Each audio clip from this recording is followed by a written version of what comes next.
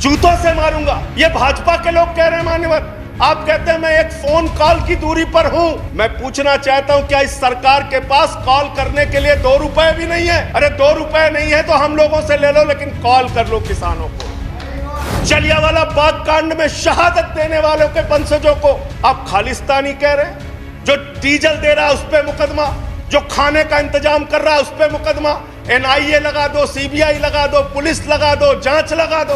इनकी समस्या ये नहीं कि किसानों को ये बिल समझ में नहीं आया, इनकी समस्या ये है कि किसानों को ये बिल समझ में आ गया है और अब ये तीनों काला कानून वापस चाहते हैं। आप बड़े अक्लमंद समझते हैं अपने आप को। अरे किसान को इतना मूर्ख मत समझिए भाजपा के लोगों। वो बिगड़ैल बहल की नाक में नकेल डालते हैं, आपकी सरकार के नाक में भी नकेल डाल देंगे, चिंता मत कीजिए। उन 4 पूंजीपति लोगों की सरकार है जिनके लिए कानून बनाते हैं और जिनसे चंदा लेकर ये लोग चुनाव लड़ने का काम करते हैं। जो लाल किले पे लोग आए थे वो भारतीय जनता पार्टी के लोग थे जिन्होंने लाल किले पे हमला किया, जिन्होंने लाल किले पर तिरंगे का अपमान किया। और वो दीप सिद्धू जो भाजपा का नेता है उसकी फोटो प्रधानमंत्री के साथ है, देश के गृह मंत्री के साथ है। भारतीय जनता पार्टी को इसका जवाब देना चाहिए कि भाजपा के नेताओं ने लाल किले का अपमान क्यों किया, तिरंगे का अपमान क्यों किया। लाइव टीवी, सच सबसे आगे।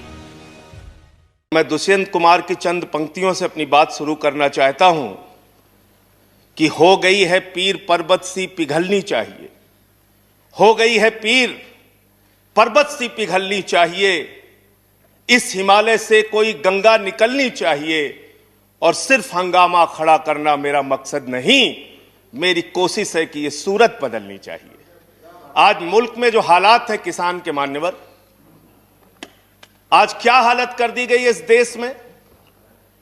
पिछले 76 दिनों से किसान आंदोलन पर है,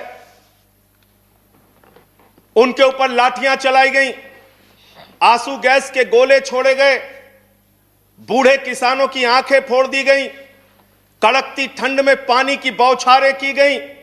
उनको आतंकवादी कहा गया, उनको गद्दार कहा गया, उनको खालिस्तानी कहा गया मान्यवर, उनको अपमानित किया गया। यहां तक कि भारतीय जनता पार्टी के एक विधायक ने कहा ये किसान नहीं आतंकवादी हैं, इनको शूट कर देना चाहिए और अगर दिल्ली पुलिस नहीं कर पाती तो मैं इनको जूतों से मारूंगा, जूतों से मारूंगा। ये भाजपा के लोग कह रहे हैं मान्यवर। इस देश के अन्नदाता जो आपको अनाज पैदा करके आपका पेट भरते हैं, आप उनको जूतों से मारने की बात करते हैं। 11 दौर की आप वार्ता कर चुके, सारी की सारी वार्ता फेल। आप कहते हैं मैं एक फोन कॉल की दूरी पर हूं। मैं पूछना चाहता हूं क्या इस सरकार के पास कॉल करने के लिए 2 रुपए भी नहीं है? अरे 2 रुपए नहीं है तो हम लोगों से ले लो, लेकिन कॉल कर लो किसानों को, कॉल कर लो किसानों को। उनकी पीड़ा चरम पर पहुंच चुकी है मान्यवर। 165 किसानों ने अब तक अपनी शहादत दी है। आप जाइए गाजीपुर बॉर्डर पे, वहां पे 97 साल के इलम सिंह आपको मिलेंगे। उनके 2 बेटे फौज में हैं, रो रो के कहते हैं मुझे इस उम्र में उग्रवादी कहा जा रहा है, नक्सलवादी कहा जा रहा है। उनकी पीड़ा है मान्यवर।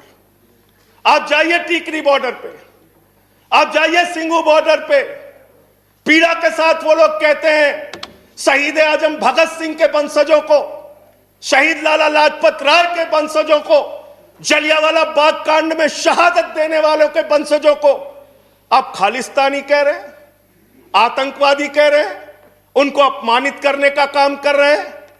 मैं आपसे पूछना चाहता हूं क्या दुश्मनी है आपकी इन अन्नदाताओं से? चलिए सब कुछ कर लिया आपने, अब तो कम से कम उनके ऊपर दया कीजिए और ये तीनों काला कानून वापस लेना ही पड़ेगा, आपको लेना चाहिए। अब आपने जुल्म की इंतहा कर दी है। आप चले जाइए गाजीपुर बॉर्डर पे मान्यवर, कटीले तार, बड़े बड़े कीले गाड़ दी गई हैं, 12-12 इंच की कीले सड़कों पे गाड़ दी गई हैं। देखकर ऐसा लगता है कि दुश्मन देश की सेना आने वाली है। ऐसी स्थितियां दो परिस्थितियों में जन्म लेती हैं मान्यवर।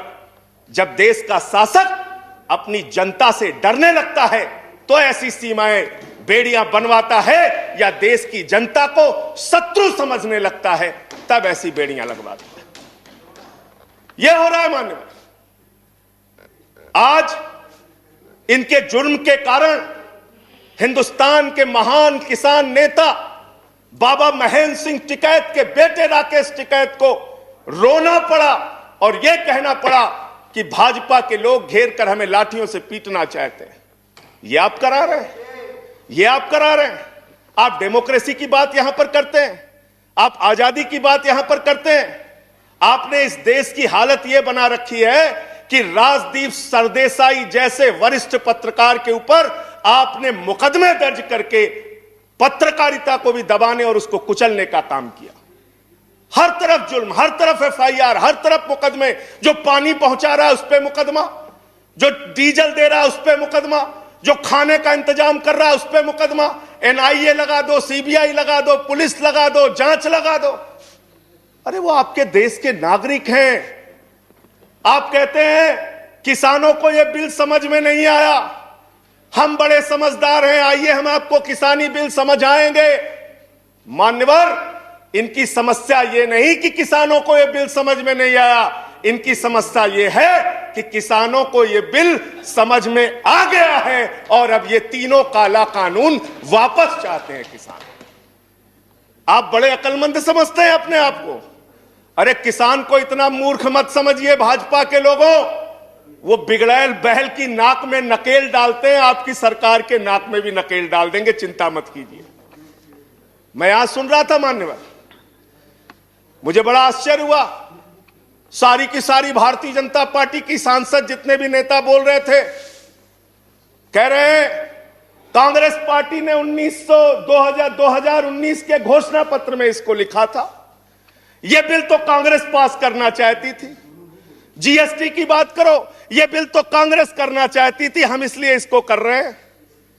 लेकिन वो सांसद यह बताना भूल गए कि जब यह बिल कांग्रेस लेकर आई थी तो उस समय स्वर्गीय अरुण जेटली जी ने और स्वर्गीय सुषमा स्वराज जी ने उस समय बिल का विरोध किया था। और कांग्रेस ने अगर 19 के घोषणा पत्र में इस बिल को शामिल किया था तो उनको तो 55 पे पहुंचा दिया, आपने तो लागू कर दिया। आपको 5 पे पहुंचा देगी, इस देश की जनता 5 पे पहुंचा देगी।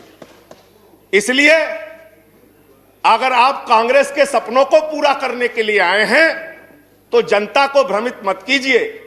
अपनी पार्टी का नाम बदलकर भारतीय जनता पार्टी से कांग्रेस पार्टी कर लीजिए। कांग्रेस ए हो जाए, कांग्रेस बी हो जाए, जनता प्रचार करे। आप लोग समझें आप क्या कहना चाहते हैं, जनता तय कर लेगी।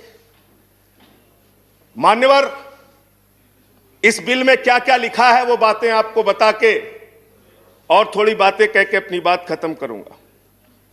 असीमित भंडारण की छूट दी गई है इन बिलों में, और वो क्यों दी गई है?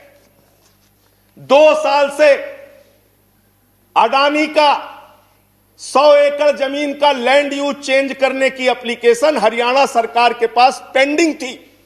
लेकिन 7 मई को जब पूरे देश में लॉकडाउन लगा था, उस समय उस लैंड यूज को चेंज करके 100 एकड़ जमीन पर अडानी को भंडारण कोल्ड स्टोरेज बनाने की छूट दी गई और 5 जून को ऑर्डिनेंस के जरिए असीमित भंडारण और कोल्ड स्टोरेज बनाने की छूट दी गई। तो यह बिल किसानों के लिए नहीं लाया गया, अपने 4 पूंजीपति मित्रों के लिए यह सरकार यह काला कानून लेकर आई है।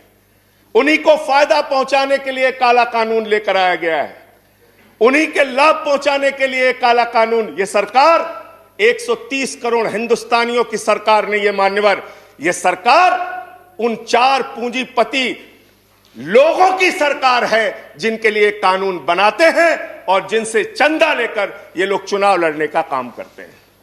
यह उनके लिए बनाई गई है मान्यवर। इस सरकार में कहा गया दिल्ली के मुख्यमंत्री के बारे में कि किसानों का साथ दे रहे हैं, किसानों का साथ दे रहे हैं। मैं पूरी जिम्मेदारी के साथ कहना चाहता हूं सदन के अंदर, दिल्ली के मुख्यमंत्री अरविंद केजरीवाल, आम आदमी पार्टी किसानों का साथ दे रही थी। देती रहेगी।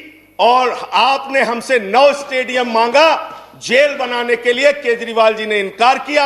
हम वहां पानी का इंतजाम कर रहे हैं, आप पानी का इंतजाम रोक रहे हैं। हम वहां शौचालय का इंतजाम कर रहे हैं, आप वहां शौचालय का इंतजाम रोक रहे हैं। आप वहां पर लोगों को पानी, खाना, शौचालय, इस तक पर प्रतिबंध लगाना चाहते हैं।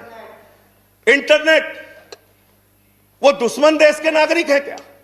उनके साथ इस तरह का व्यवहार आप कर रहे हैं।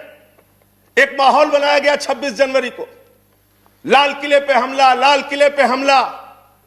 7 रूट पे किसान ट्रैक्टर रैली लेके निकला, मान्यवर तिरंगा रैली लेके निकला, और 7 रूट पर कहीं किसान ने कोई उपद्रव नहीं किया, कोई हिंसा नहीं की। जो लाल किले पे लोग आए थे वो भारतीय जनता पार्टी के लोग थे, जिन्होंने लाल किले पे हमला किया, जिन्होंने लाल किले पर तिरंगे का अपमान किया। और वो दीप सिद्धू जो भाजपा का नेता है, उसकी फोटो प्रधानमंत्री के साथ है, देश के गृह मंत्री के साथ है। भारतीय जनता पार्टी को इसका जवाब देना चाहिए कि भाजपा के नेताओं ने लाल किले का अपमान क्यों किया, तिरंगे का अपमान क्यों किया। मैं ये कहना चाहता हूं मान्यवर, आज वो दीप सिद्धू संजय जी कंक्लूड कीजिए। सर सबको समय मिला, मुझे भी थोड़ा समय दे दीजिए। I have given sufficient time. सबको समय दिया, मुझे भी समय दे दीजिए। नो 10 मिनट देंगे सर। 10 मिनट दिया मैं। मान्यवर दीप सिद्धू भाजपा का नेता वो फरार है, जिसने लाल किले पे हमला किया, जिसने तिरंगे का अपमान किया। अपनी घिनौनी राजनीति के चक्कर में ये लोग कहां तक जा सकते हैं, इसका सच है ये जो सामने आया है।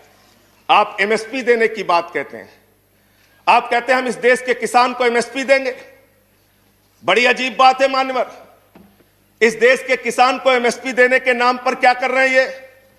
मैं उत्तर प्रदेश की खबर बता रहा हूं। 10 धान के क्रय केंद्रों पर 10 अधिकारियों के खिलाफ एफआईआर हुई, क्योंकि क्रय केंद्र में खरीद में एमएसपी में गड़बड़ी की गई।